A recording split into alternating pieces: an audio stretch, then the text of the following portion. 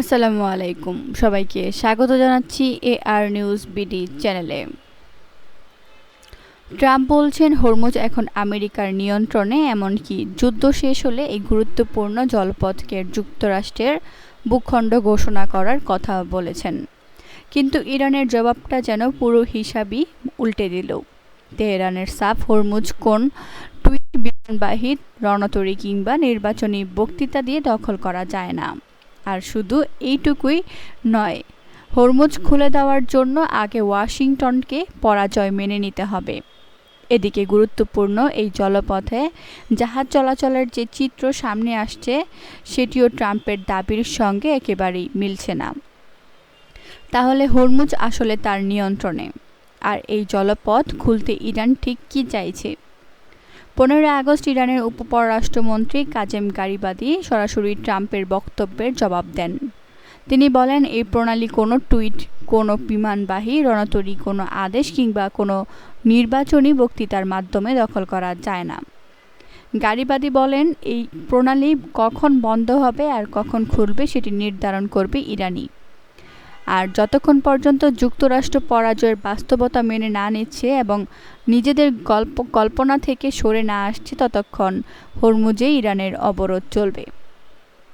এর আগে ট্রাম্প দাবি করেছিলেন যুক্তরাষ্ট্র হরমুজ প্রণালীতে পূর্ণ নিয়ন্ত্রণ প্রতিষ্ঠা করেছে।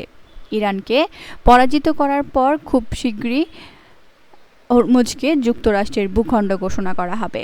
অন্যদিকে ইরানের সামরিক কমান্ডো ট্রাম্পের দাবিকে সরাসরি নাকচ করেছে।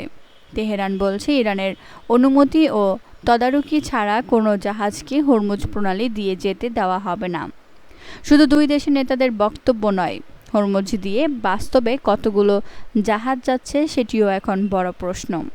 যুদ্ধের আগে যেখানে প্রতিদিন 130টিরও বেশি জাহাজ হরমুজ দিয়ে চলাচল করত, এখন 15 আগস্টের তথ্য অনুযায়ী শুক্রবার মাত্র 2টি জাহাজ প্রণালীটি অতিক্রম করেছে।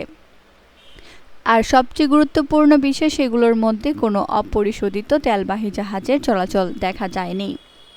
অবশ্য কিছু জাহাজ ট্রান্সপন্ডার বন্ধ করে চলাচল করতে পারে, কিন্তু তারপরও যুদ্ধের আগের পরিস্থিতির সঙ্গে বর্তমান চিত্রের বিশাল পার্থক্য। সবচেয়ে বড় বিষয় হলো, হরমুজ যতক্ষণ অচল ততক্ষণ এর প্রভাব শুধু ইরান কিংবা আমেরিকার মধ্যেই সীমাবদ্ধ থাকবে না, আঘাত আসবে বিশ্বজুড়ে জ্বালানি বাজারে। ট্রাম্প বলছেন, আমেরিকার হাতে হরমুজের পূর্ণ নিয়ন্ত্রণ। ইরান বলছে, আগে পরাজয় স্বীকার করুন, তারপরই খুলবে হরমুজ। আর সমুদ্রের বর্তমান জাহাজ চলাচলের হিসাব বলছে, দাবি যাই হোক, হরমুজের তালার চাবি এখনও যে বড় দর কষাকষির হাতিয়ার, সেটি সবচেয়ে বড় বাস্তবতা।